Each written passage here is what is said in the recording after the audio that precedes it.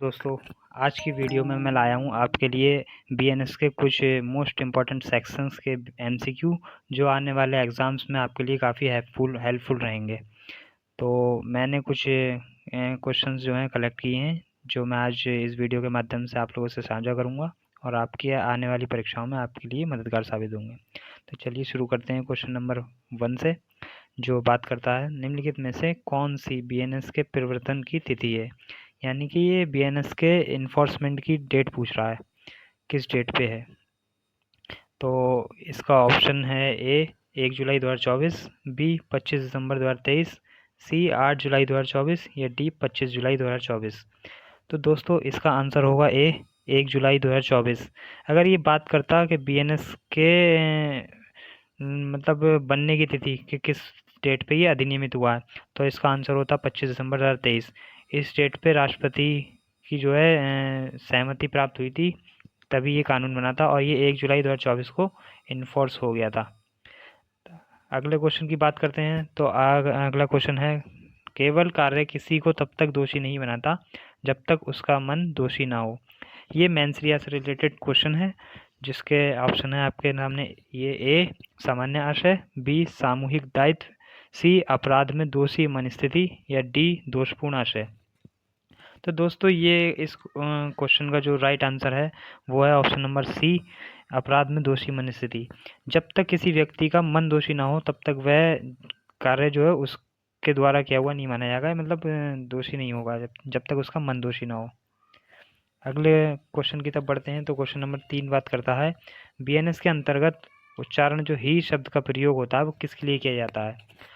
तो ऑप्शन है आपके सामने, ये ए पुरुष, बी महिला, सी ट्रांसजेंडर जिन्हें हम उभयलिंगी भी बोलते हैं, और डी उपरोक्त सभी।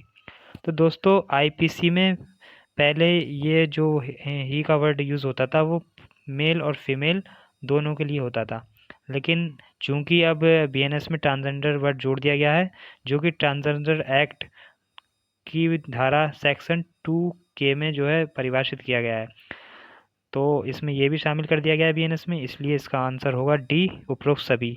ये वर्ड जो है सभी के लिए यूज़ होता है। अगला क्वेश्चन बात करता है, क्षति शब्द को बीएनएस की किस धारा के अंतर्गत परिभाषित किया गया है।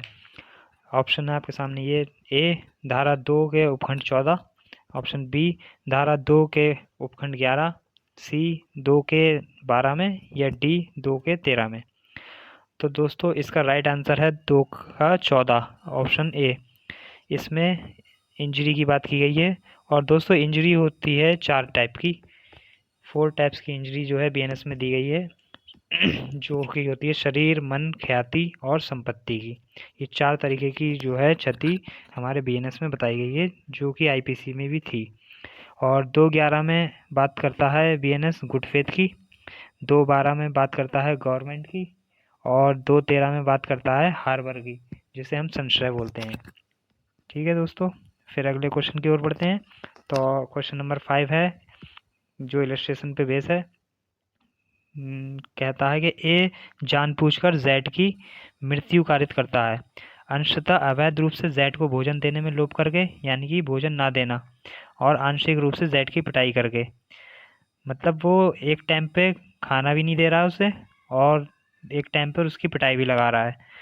तो ए ने कौन सा अपराध किया है। तो आपके आगे ऑप्शन है, ए आपराधिक मानववध जो हत्या की श्रेणी में नहीं आता, बी हत्या का प्रयत्न, सी हत्या, या डी गौरवपति। तो इसका जो राइट आंसर होगा वो होगा सी हत्या। ये जो है हत्या कर रहा है। अगले क्वेश्चन की ओर बढ़ते हैं। तो बीएनएस की धारा 4 में कितने प्रकार का दंड का प्रावधान किया गया है। तो दोस्तों ऑप्शन है आपके सामने, ये ए 6 प्रकार के दंड, बी 4, सी 5 या डी 7। तो दोस्तों बीएनएस में अब मौजूदा 6 प्रकार के दंड दिए गए हैं, जो कि इस बीएनएस में जो है नया दंड जोड़ा गया था, कम्युनिटी सर्विस, जिसे हम सामुदायिक सेवा के नाम से जानते हैं। ठीक है, ये 6ठे दंड के रूप में शामिल किया गया है हमारी बीएनएस में। अगले क्वेश्चन की ओर बढ़ते हैं। तो अगला क्वेश्चन बात करता है, बीएनएस के तहत निम्नलिखित में से कौन सी धारा एकांत परिरोध का प्रावधान करती है। तो बेसिकली ये सॉलिटरी कन्फाइनमेंट रिगार्डिंग सेक्शन की बात कर रहा है। तो इसका आंसर सभी को पता होगा, फिर भी ऑप्शन बता रहा हूँ मैं। ऑप्शन ए धारा 10, बी धारा 12, सी धारा 11 और डी धारा 13। तो सॉलिटरी कन्फाइनमेंट जो है धारा 11 में परिभाषित किया गया है, जो कि सी है। धारा 11 में इसको प्रावधान किया गया है। अगले क्वेश्चन की ओर बढ़ते हैं। तो अगला क्वेश्चन बात करता है बीएनएस की धारा 11 में एकांत परिरोध की अधिकतम सीमा का प्रावधान है। मतलब एकांत परिरोध की अधिकतम सीमा का जो प्रावधान है वो कितना दिया गया है, कितनी समय के लिए जो है एकांत परिरोध दिया जा सकता है अधिकतम। तो ऑप्शन है आपके सामने ए 1 वर्ष, बी 2 वर्ष, सी 3 माह या डी 6 माह। तो 8 का ऑप्शन है सी, जो कि 3 माह है। एकांत परिरोध की जो अधिकतम सीमा अवधि होगी जो वो 3 मास होगी। अगले क्वेश्चन की ओर बढ़ते हैं। तो अगला क्वेश्चन लैटिन मैक्सिम से रिलेटेड है, जो कि क्वेश्चन नंबर 9 कहता है मैक्सिम इग्नोरेशिया ज्यूरिसो नॉन एग्जीक्यूसेड, इसका अर्थ पूछा है। तो आपके सामने ऑप्शन है ए विधि की भूल क्षम्य नहीं है, बी विधि तथ्य की भूल क्षम्य नहीं है, सी विधि की भूल क्षम्य है या डी तथ्य की भूल क्षम्य है। तो इसका राइट आंसर जो होगा दोस्तों वो ए होगा, विधि की भूल क्षम्य नहीं है। इग्नोरेशिया ज्यूरिस नॉन एग्जीक्यूसेड, इसका मतलब है कि विधि की भूल क्षम्य नहीं है। एक और मैक्सिम है जिसमें कहा गया है इग्नोरेशिया ज्यूरिस एग्जीक्यूसेड, उसमें नॉन वर्ड यूज नहीं है, तो उसका मतलब होता है कि तथ्य की भूल क्षम्य है। अगले क्वेश्चन की ओर बढ़ते हैं। दोस्तों वही क्वेश्चन आ गया जिसकी मैं बात कर रहा था, इग्नोरेशिया फैसिट एग्जीक्यूसेड, इस मैक्सिम का अर्थ क्या है। तो इसका जो कि मैं बता चुका हूँ कि तथ्य की भूल क्षम्य है, इस लैटिन मैक्सिम का अर्थ है। अगले क्वेश्चन की ओर बढ़ते हैं। तो क्वेश्चन नंबर 11 बात करता है, एक इलस्ट्रेशन बेस्ड क्वेश्चन है, जो ये कहता है कि ए एक कुल्हाड़ी से काम कर रहा है, कुल्हाड़ी का फाल उड़ जाता है और पास खड़े एक आदमी की मृत्यु कारित कर देता है। ए की ओर से सम्यक सावधानी बरती गई थी, उसका कृत्य है। तो ऑप्शन आपके सामने है ए हत्या, बी आपराधिक मानववध जो कि हत्या की कोटि में नहीं आता, सी उसका कृत्य क्षम्य है अपराध नहीं, या डी उपेक्षा द्वारा मृत्यु। तो दोस्तों यहाँ क्वेश्चन में बता दिया गया है कि उन्हें सम्यक सावधानी बरती गई है। तो सम्यक सावधानी अगर बरती है उसने तो उसका राइट आंसर हो जाएगा सी, उसका कृत्य क्षम्य है और अपराध नहीं, क्योंकि उसने सम्यक तत्परता से सावधानी बरती थी। फिर भी जो है ये एक दुर्घटना का मामला है। क्वेश्चन नंबर 12 बात करता है बीएनएस का कौन सा प्रावधान आवश्यकता के सिद्धांत का प्रावधान करता है। तो ऑप्शन है आपके सामने बीएनएस की धारा 17, बी में 19, सी धारा 18 या डी धारा 20। तो दोस्तों इसका जो राइट आंसर होगा वो होगा ऑप्शन नंबर बी, जो कि धारा 19 है। और बीएनएस की धारा 17 में जो कि बताया गया है कि विधि द्वारा आबद्ध, और 18 में हमारी जो है एक्सीडेंट से रिलेटेड है, एक्सीडेंट, और 20 में हमारा जो है डॉली कैपेक्स में भी। चलिए अगले क्वेश्चन की ओर बढ़ते हैं। क्वेश्चन नंबर 13 बोलता है कि बीएनएस के तहत डॉली इनकैपेक्स का सिद्धांत निम्नलिखित में से किस धारा में आपराधिक दायित्व का अपवाद है। तो ऑप्शन है आपके आगे ए धारा 22, बी धारा 20, सी धारा 21 और डी धारा 23। तो ये इसका राइट आंसर होगा ऑप्शन नंबर बी धारा 20, जो कि डॉली इनकैपेक्स की बात करता है। अगले क्वेश्चन की ओर बढ़ते हैं। तो दोस्तों क्वेश्चन नंबर 14 हमारा बात करता है कोई भी कार्य अपराध नहीं है जो किसी बालक द्वारा किया जाता है। इसके ऑप्शन है ए 8 वर्ष से कम आयु का, बी 10 वर्ष से कम आयु का, सी 7 वर्ष से कम आयु का या डी 12 वर्ष से कम आयु का। तो इसका दोस्तों राइट आंसर होगा सी 7 वर्ष से कम आयु का बालक अगर कोई कार्य कर रहा है जो कि अपराध है तब भी वह अपराध नहीं है, क्योंकि वो एक 7 वर्ष से कम आयु के बालक द्वारा किया गया है। ये बीएनएस हमारी जो है इस कार्य को छूट देती है, ये अपराध नहीं मानती। अगले क्वेश्चन की ओर चलते हैं। तो अगला क्वेश्चन बात करता है बीएनएस की कौन सी धारा विकृतचित व्यक्तियों के कृत्यों से संबंधित प्रतिरक्षा का प्रावधान करती है। तो दोस्तों इसका ऑप्शन है ए धारा 22, ऑप्शन बी धारा 20, सी धारा 21 या डी धारा 23। तो दोस्तों जो विकृतचित व्यक्तियों से रिलेटेड जो प्रोविज़न दिया गया है बीएनएस में वो धारा 22 में दिया गया है, तो इसका राइट आंसर होगा ए धारा 22। अगले क्वेश्चन की ओर बढ़ते हैं। तो अगला क्वेश्चन बात करता है बीएनएस क्या कौन सी धारा अनैच्छिक मतता की प्रतिरक्षा से संबंधित है, यानी कि इनवॉल्युंटरली इंटॉक्सिकेशन।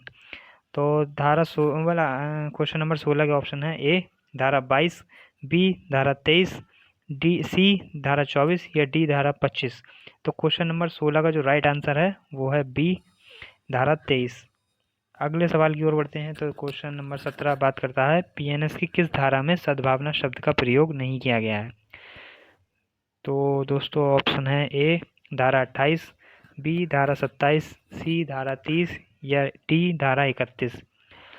तो साथियों जो धारा 28 है उसमें सद्भावना शब्द का प्रयोग नहीं किया गया है बीएनएस में, इसलिए इसका राइट आंसर होगा ए, ऑप्शन नंबर ए धारा 28। अगले सवाल की ओर बढ़ते हैं। तो बीएनएस के तहत सम्मति की प्रतिरक्षा निम्नलिखित मामलों में उपलब्ध नहीं है। तो क्वेश्चन नंबर 18 के जो ऑप्शन हैं वो यह हैं कि ए मृत्यु कारित करने की सम्मति, बी गंभीर उपहति कारित करने की सम्मति, सी ए और बी दोनों, या डी उपरोक्त में से कोई नहीं। तो दोस्तों इसका राइट आंसर होगा सी ए और बी। ना तो सम्मति मृत्यु कारित करने की सम्मति मतलब है प्रतिरक्षा के मामले में, ना ही गंभीर उपहति कारित करने के लिए सम्मति।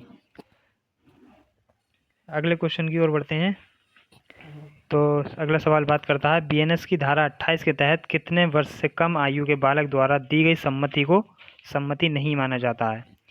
तो ऑप्शन है आपका सामने ए 7 वर्ष, बी 5 वर्ष, सी 12 वर्ष या डी 10 वर्ष। तो जो धारा 28 में किसी आयु के बालक की बात की गई है वो है 12 वर्ष के आयु के बालक की, जो कि ऑप्शन हमारा सी राइट आंसर 12 वर्ष जो सम्मति नहीं मानी जाएगी। अगले क्वेश्चन की ओर बढ़ते हैं जो कि बात करता है क्वेश्चन नंबर 20, एक इलस्ट्रेशन बेस्ड क्वेश्चन है जो कि बोलता है जेड को एक बाघ उठा ले गया है। ए ने ये जानते हुए भी बाघ पर गोली चलाई। गोली से जेड की मृत्यु हो सकती है, लेकिन वह जेड को बचाने के आशय से सद्भावना पूर्वक से ऐसा करता है। ए की गोली जेड को मृत्यु का कारक घाव कर देती है। तो निम्नलिखित में से कौन सा कथन सही है। ए को आपराधिक मानववध के लिए दोषी ठहराया जाएगा। बी ए सम्मति के बिना किए गए कार्यों से संबंधित बीएनएस की धारा 30 के तहत प्रतिरक्षा ले सकता है। सी ए दुर्घटना का तर्क दे सकता है, या डी उपरोक्त में से कोई नहीं। तो इसका जो राइट आंसर होगा वो होगा बी ए सम्मति के बिना किए गए कार्यों से संबंधित बीएनएस की धारा 30 के तहत प्रतिरक्षा ले सकता है। चलो अब अगले क्वेश्चन की ओर बढ़ते हैं। अगला क्वेश्चन है क्वेश्चन नंबर 21, जो जेड अपने घोड़े से गिर गया है और मूर्छित हो गया है। ए एक सर्जन को पता है कि जेड के कपाल पर शल्य क्रिया करने की आवश्यकता है। ए जेड की मृत्यु का आशय नहीं रखते हुए सद्भावना पूर्वक जेड के फायदे के लिए जेड की सम्मति के बिना शल्य क्रिया यानी कि ट्रीटमेंट करता है। तो ऑप्शन मतलब सही कथन चुनना है। तो ऑप्शन है ए ने अपराध किया है, बी ए ने कोई अपराध नहीं किया है, सी ए ने आपराधिक मनोवृत्ति की है, या डी ए और सी दोनों। तो दोस्तों इसने जेड के फ़ायदे के लिए जो है ए ने ट्रीटमेंट स्टार्ट किया था, इसलिए ये बचाव में आएगा, जो कि ऑप्शन नंबर इसका बी राइट आंसर होगा। ए ने कोई अपराध नहीं किया है। अगले क्वेश्चन की ओर बढ़ते हैं। तो अगला क्वेश्चन मैगजीम से रिलेटेड है। D minimus non curate lakhs VNS के निम्नलिखित में से किस धारा से संबंधित है। तो दोस्तों पहले इस मैगजीम का मतलब पता होना चाहिए क्या है D minimus non curate lakhs. इसका मतलब बेसिकली जो है जनरली जो बोलते हैं कि विधि तुच्छ बातों का संज्ञान नहीं लेती है। ये मैगजीम ये बात बोलती है कि विधि छोटी मोटी बातों पे जो है संज्ञान नहीं लेती है।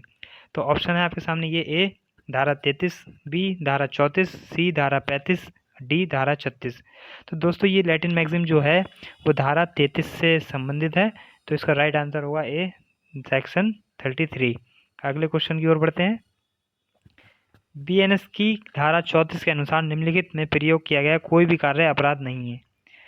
तो ऑप्शन है आपके ए वरिष्ठ अधिकारी का आदेश, बी प्राइवेट प्रतिरक्षा का अधिकार, सी सैन्य अधिकारी की शक्ति, या डी राज्य सरकार द्वारा प्रदत्त शक्ति। तो क्वेश्चन नंबर 23 का जो राइट आंसर है वो है दोस्तों प्राइवेट प्रतिरक्षा का अधिकार, B right answer question number 23 का। चलिए आगे बढ़ते हैं। अगला क्वेश्चन बोलता है कि बीएनएस की कौन सी धारा विकसित व्यक्तियों के कृत्यों के विरुद्ध प्राइवेट प्रतिरक्षा का अधिकार प्रदान करती है। मतलब कि ये कि विकसित व्यक्ति कोई अगर तुम पर हमला कर रहा है या कुछ ऐसा कार्य कर रहा है जिससे तुम्हें क्षति पहुंचने की जो है संभावना है, तो आप उसके विरुद्ध प्राइवेट प्रतिरक्षा का अधिकार प्रदान कर सकते हैं। तो ये किस धारा में ये प्रोविज़न दिया गया है, इसके रिगार्डिंग ऑप्शन है कि ए धारा 33, बी धारा 34, सी धारा 35, डी धारा 36। तो इसका राइट आंसर होगा दोस्तों ऑप्शन नंबर डी, धारा 36 में जो है विकसित व्यक्तियों के विरुद्ध भी हम प्राइवेट प्रतिरक्षा का अधिकार ले सकते हैं। अगले क्वेश्चन की बात करते हैं। तो बीएनएस की कौन सी धारा उन कृत्यों का प्रावधान करती है जिनके विरुद्ध प्राइवेट प्रतिरक्षा का अधिकार नहीं है? तो इसके ऑप्शन है ए धारा 33, बी धारा 37, सी धारा 35, डी धारा 36। इसका राइट आंसर होगा दोस्तों ऑप्शन नंबर बी, धारा 37। ये धारा 37 बात करती है उन कृत्यों के बारे में जिनके विरुद्ध हम प्राइवेट प्रतिरक्षा का अधिकार नहीं ले सकते। अगले क्वेश्चन की ओर पढ़ते हैं। तो अगले क्वेश्चन बात करता है बीएनएस की किस धारा में शरीर के प्राइवेट प्रतिरक्षा में मृत्यु कारित करने का प्रावधान है? तो ऑप्शन है आपके सामने ये ए धारा 36, बी धारा 39, सी धारा 37, डी धारा 38। तो इसका राइट आंसर होगा दोस्तों धारा 38, यानी कि ऑप्शन नंबर डी। अगले क्वेश्चन की ओर बढ़ते हैं। तो क्वेश्चन नंबर 27, बीएनएस की किस धारा में संपत्ति के प्राइवेट प्रतिरक्षा में मृत्यु कारित करने का प्रावधान है? ऑप्शन है ए धारा 38, बी धारा 39, सी धारा 40, डी धारा 41। तो इसका राइट आंसर होगा दोस्तों धारा 41, ऑप्शन नंबर डी। अगले क्वेश्चन की ओर बढ़ते हैं। तो अगला क्वेश्चन बात करता है शरीर के प्राइवेट प्रतिरक्षा का अधिकार मृत्यु कारित करने तक विस्तारित है यदि, ऑप्शन है आपके सामने ये ए मृत्यु की आशंका हो, बी घोर उपपत्ति की आशंका हो, सी बलात्संग करने का आशय हो, या डी उपरोक्त सभी। तो दोस्तों ये तीनों ही कैटेगरी में हम जो है शरीर के प्राइवेट प्रतिरक्षा का अधिकार जो है मृत्यु कारित करने तक विस्तारित कर सकते हैं। मतलब हम इन तीनों में से किसी के खिलाफ भी हम मृत्यु कारित कर सकते हैं अपने प्राइवेट प्रतिरक्षा के अधिकार को यूज़ करते हुए। तो इसका ऑप्शन जो होगा राइट आंसर होगा वो डी उपरोक्त सभी।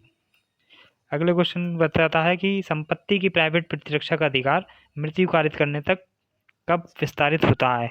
मतलब संपत्ति के प्राइवेट प्रतिरक्षा का अधिकार हम जो है मृत्यु कारित करने तक कब कर सकते हैं? तो ऑप्शन है ए लूट, बी सूर्यास्त के पश्चात या सूर्योदय से पूर्व गृह भेदन यानी ये हाउस ब्रेकिंग, सी मानव आवास के लिए उपयोग की जाने वाली किसी भी इमारत पर आग से की जाने वाली दृष्टि, या ऑप्शन डी उपरोक्त सभी। तो दोस्तों ये संपत्ति, वो जो पिछला क्वेश्चन था वो था शरीर की प्राइवेट प्रतिरक्षा के अधिकार में हम मृत्यु कारित कहाँ तक विस्तारित कर सकते हैं, और इसमें पूछा है संपत्ति की प्राइवेट प्रतिरक्षा का अधिकार। तो दोस्तों इसका भी राइट आंसर होगा डी उपरोक्त सभी। हम इन सारे ही तथ्यों में, सारी घटनाओं में हम मृत्यु कारित कर सकते हैं संपत्ति की प्राइवेट प्रतिरक्षा का अधिकार का इस्तेमाल करते हुए। अगले क्वेश्चन की बात करते हैं। कभी कभी कोई व्यक्ति स्वयं अपराध नहीं करता, वह केवल दूसरे व्यक्ति की सहायता करता है, वह किस अपराध का दोषी है? तो इसके ऑप्शन है ए सामान्य आशय, बी दुष्प्रेरण, सी सामान्य उद्देश्य, या डी आपराधिक षड्यंत्र। तो दोस्तों हम कोई कार्य ऐसा है जो अपराध है लेकिन हम नहीं कर रहे हैं, दूसरे व्यक्ति को सहायता कर रहे हैं उस कार्य को करने में, तो हम उसको अबेट कर रहे हैं, मतलब उसे मैनिपुलेट कर रहे हैं कि वो कार्य करे जो कि अपराध है। तो इसको हम बोलते हैं दुष्प्रेरण, जो कि हमारा राइट आंसर हो जाएगा ऑप्शन नंबर बी। अगले क्वेश्चन की ओर चलते हैं। तो बीएनएस की किस धारा के तहत दुष्प्रेरण के अपराध का प्रावधान है? तो दुष्प्रेरण के अपराध का प्रावधान है, इसके ऑप्शन है ए धारा 44, बी धारा 45, सी धारा 46, या डी धारा 47। तो दोस्तों ये जो धारा 44 है यहाँ पर आके तो हमारा राइट टू प्राइवेट डिफेंस का एंड हो जाता है। ये धारा 45 स्टार्ट होती है जो कि हमारी अबेटमेंट से ही रिलेटेड है, जो कि राइट आंसर है 45। इसमें हमें अबेटर की जो है परिभाषा देखने को मिलती है। ठीक है, अब बात करते हैं अगले क्वेश्चन की। क्वेश्चन की बात करते हैं, निम्नलिखित में से कौन सा बीएनएस के तहत दुष्प्रेरण का ढंग नहीं है, मतलब दुष्प्रेरण का प्रकार नहीं है? तो ऑप्शन है आपके सामने ये ए प्रयास, बी उकसाना, सी सहायता करना, या डी षड्यंत्र। तो ऑप्शन नंबर जो इसका होगा 32 का वो होगा ए, जो कि अटैम्प्ट की बात कर रहा है। अटैम्प्ट का दुष्प्रेरण से कोई लेना देना नहीं है। ठीक है, दुष्प्रेरण हम उकसा के कर सकते हैं, किसी की सहायता करके कर सकते हैं, या किसी कॉन्स्पिरेसी करके कर सकते हैं। इन तीनों मेथड से हम दुष्प्रेरण कर सकते हैं। चलिए अगले क्वेश्चन की ओर बढ़ते हैं। क्वेश्चन नंबर 33, जो कि बीएनएस की किस धारा के तहत दुष्प्रेरक शब्द को परिभाषित किया गया है। दोस्तों अभी मैंने बताई थी ये सारी धाराएं कि किस में जो है दुष्प्रेरक बताया गया है, परिभाषा दी गई है। तो दुष्प्रेरक की परिभाषा धारा 46 में दी गई है। इसका राइट आंसर होगा ऑप्शन नंबर सी 46। अगले क्वेश्चन की ओर चलते हैं। तो ए बी को सी की हत्या के लिए उकसाता है, मतलब ए व्यक्ति बी व्यक्ति को सी व्यक्ति की हत्या के लिए उकसाता है, बी ऐसा करने से इनकार कर देता है। ए निम्नलिखित में से किसका दोषी होगा। तो ऑप्शन है आपके सामने, ए आपराधिक षड्यंत्र, बी हत्या के प्रयत्न का दुष्प्रेरण, सी हत्या करने के लिए दुष्प्रेरण, या डी कोई अपराध नहीं। तो दोस्तों इसका राइट आंसर जो होगा ऑप्शन नंबर सी हत्या के लिए दुष्प्रेरण। चलिए अगले क्वेश्चन की ओर बढ़ते हैं। अगला क्वेश्चन है, बीएनएस की कौन सी धारा अपराध किए जाते समय दुष्प्रेरक की उपस्थिति पर दायित्व की प्रावधानित करता है। तो ऑप्शन है आपके सामने, ए धारा 54, बी धारा 55, सी धारा 56, या डी धारा 57। तो दोस्तों इसका राइट ऑप्शन जो होगा, राइट आंसर वो होगा ए धारा 54, जिसमें दुष्प्रेरक की उपस्थिति के बारे में प्रावधान किया गया है। अगले क्वेश्चन की ओर चलते हैं। तो बीएनएस की किस धारा में आपराधिक षड्यंत्र की परिभाषा दी गई है। तो ऑप्शन है आपके सामने, ए धारा 60, बी धारा 61 के उपखंड 1 में, सी धारा 63, या डी धारा 61 के उपखंड 2 में। तो दोस्तों इसका राइट आंसर जो होगा, इसका राइट आंसर होगा दोस्तों धारा 61 का उपखंड 1, यानी कि ऑप्शन नंबर बी। इसमें हमारी जो है आपराधिक षड्यंत्र को परिभाषित किया गया है, और जो धारा 61 के उपखंड 2 में इसी के दंड को बताया गया है, और धारा 63 से हमारा महिलाओं के विरुद्ध अपराध यानी कि बलात्संग को परिभाषित मतलब बताया गया है। चलते हैं अगले क्वेश्चन की ओर, जो कि बात करता है आपराधिक षड्यंत्र के लिए न्यूनतम व्यक्तियों की आवश्यकता होती है। तो ऑप्शन है, ए 7 व्यक्ति मतलब 7, बी 2, सी 5, या डी 3। तो आपराधिक षड्यंत्र के लिए कम से कम जो है 2 व्यक्तियों की आवश्यकता होती है। 2 व्यक्ति मिलकर किसी भी अपराध को करने के लिए षड्यंत्र कर सकते हैं। तो इसका राइट आंसर होगा ऑप्शन नंबर बी 2 व्यक्ति। अगले क्वेश्चन की ओर चलते हैं। तो अगला क्वेश्चन बात करता है कि अपराध करने के प्रयत्न से संबंधित प्रावधान बीएनएस की किस धारा में दिया गया है। तो ऑप्शन नंबर ए धारा 65, ऑप्शन बी धारा 62, ऑप्शन सी धारा 63, और ऑप्शन डी धारा 64। जहाँ तक अभी बताया कि जो क्रिमिनल कॉन्स्पिरेसी है वो धारा 61 में है, तो उसके लिए जो अपराध करने का प्रयत्न है, चाहे वो क्रिमिनल कॉन्स्पिरेसी या कोई सा भी हो, अपराध करने का प्रयत्न जो है परिभाषित किया गया है धारा 62 में, ऑप्शन नंबर बी। अगले क्वेश्चन की ओर बढ़ते हैं। निम्नलिखित में से कौन सा एक अपूर्ण अपराध है। तो दोस्तों इसके ऑप्शन है, ए लोक उपताप, बी आपराधिक प्रयत्न, सी विधि विरुद्ध जमाव, या डी बलवा। तो दोस्तों ये जो है कौन सा अपराध अपूर्ण है। तो इसका ऑप्शन जो राइट आंसर होगा वो है आपराधिक प्रयत्न, जो कि अपूर्ण है। लोक उपताप अपने में पूर्ण अपराध है, विधि विरुद्ध जमाव भी अपने में पूर्ण अपराध है, और बलवा भी अपने में पूर्ण अपराध है। सिर्फ आपराधिक प्रयत्न जो है वो अपने आप में पूर्ण अपराध नहीं है। अगले क्वेश्चन की ओर बढ़ते हैं। तो क्वेश्चन नंबर 40, बीएनएस की धारा 62 निम्नलिखित के प्रयत्न के मामले में लागू नहीं होती है। तो दोस्तों इसका ऑप्शन है, ए चोरी, बी दंगा, सी बलवा, या डी हत्या।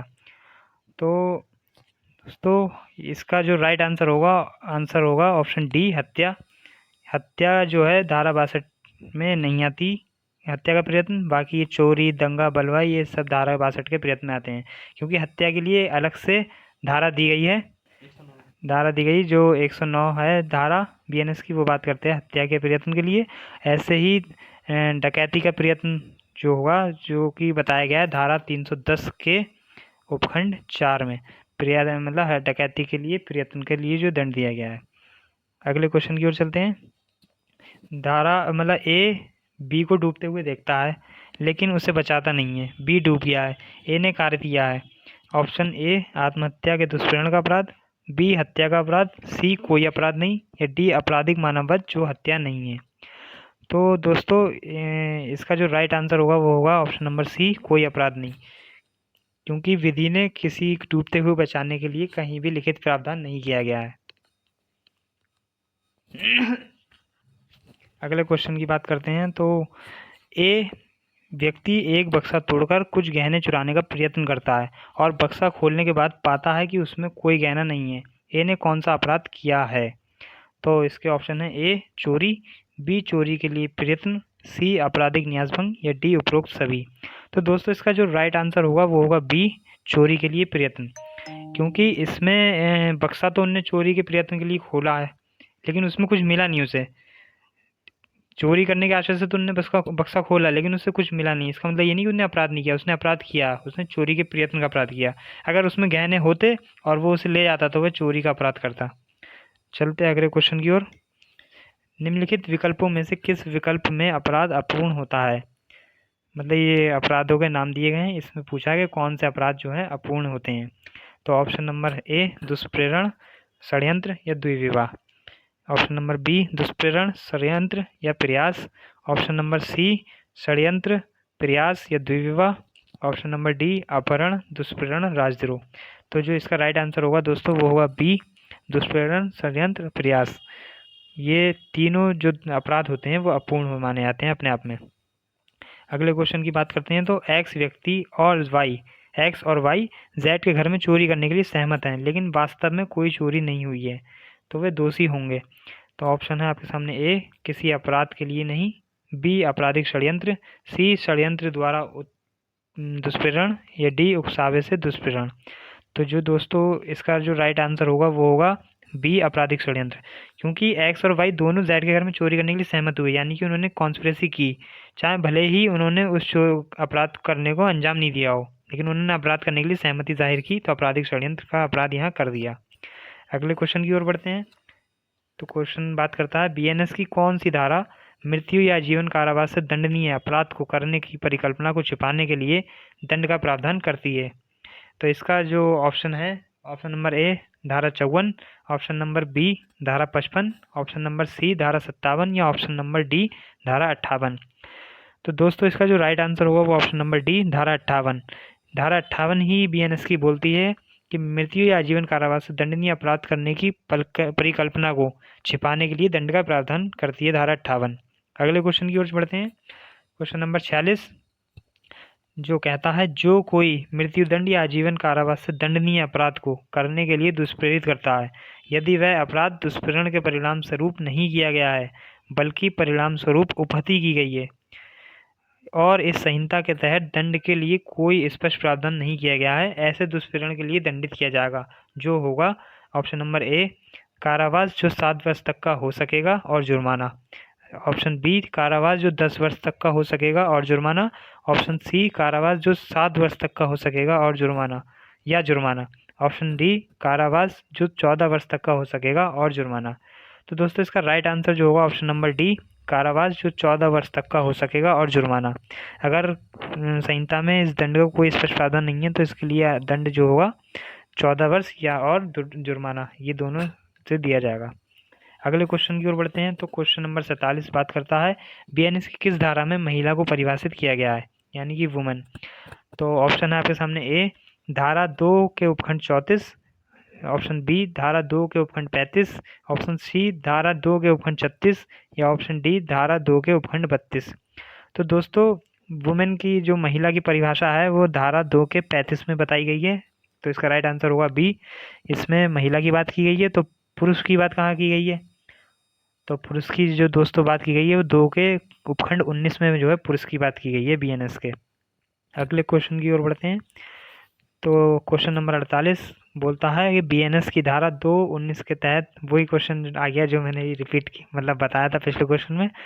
तो 2 धारा के तहत पुरुष एक मानव नर को दर्शाता है, मतलब इसमें पुरुष की आयु पूछ ली कि किस वर्ष के आयु के पुरुष को जो है पुरुष कहा गया है धारा 2 के उपखंड 19 के तहत बीएनएस की। तो ऑप्शन है आपके सामने ये ए 16 वर्ष, बी 18 वर्ष, सी 21 वर्ष या डी किसी भी आयु के। तो इसका जो राइट आंसर होगा दोस्तों वो आईपीसी के अकॉर्डिंग जाओगे तो 18 वर्ष होगा, जो कि गलत हो जाएगा। ये बीएनएस के अकॉर्डिंग पूछा है, तो इसका राइट आंसर होगा ऑप्शन नंबर डी किसी भी आयु के, क्योंकि पहले 18 वर्ष हुआ करता था, जो अब किसी भी आयु का नर व्यक्ति जो है वो पुरुष की कैटेगरी में आएगा, पुरुष कहलाएगा, चाहे वो जन्म से पैदा हुआ हो पुरुष हो या फिर कोई 60 साल से ऊपर व्यक्ति कोई पुरुष हो, दोनों ही पुरुष नामक वर्ड में आएंगे धारा 2 के उपखंड 19 के अकॉर्डिंग।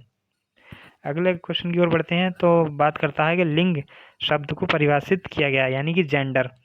तो इसके ऑप्शन है धारा मतलब ए धारा 2 के उपखंड 11, बी है धारा 2 के 12 में, सी धारा 2 के 10 में, या डी धारा 2 के 9 में। तो जो इसका राइट आंसर होगा दोस्तों वो ऑप्शन नंबर सी धारा 2 के 10 में जो है जेंडर वर्ड को परिभाषित किया गया है। इसके साथ ही धारा 9 में बात करते हैं हम। धारा 9 में अपना है कपटपूर्वक, जो कि फ्रॉडेंटली कहलाता है। धारा 212 में हमारी सरकार है, जो कि गवर्नमेंट होती है, और धारा 211 में गुड फेथ है। अगले क्वेश्चन की ओर बढ़ते हैं, जो हमारा आज की वीडियो का अंतिम प्रश्न होगा, जो कि बात करता है अपराध को निम्नलिखित के अंतर्गत परिभाषित किया गया है, मतलब अपराध की परिभाषा किस धारा में दी गई है। तो आपके सामने ऑप्शन है ए धारा 2 के 23 में, ऑप्शन बी धारा 2 के 24 में, ऑप्शन सी धारा 2 के 25 में, या ऑप्शन डी धारा 2 के 26 में। तो इसका जो राइट आंसर होगा दोस्तों वो होगा ऑप्शन नंबर बी धारा 2 के 24 में। इसी सेक्शन में अपराध को परिभाषित किया गया है। और धारा 25 में जो होगा लोभ को परिभाषित किया गया है, जो हम ओमिशन बोलते हैं। और धारा 26 में पर्सन को, जो किसी लोग मतलब व्यक्ति को, पर्सन मतलब व्यक्ति को परिभाषित किया गया है। और धारा 2 के 23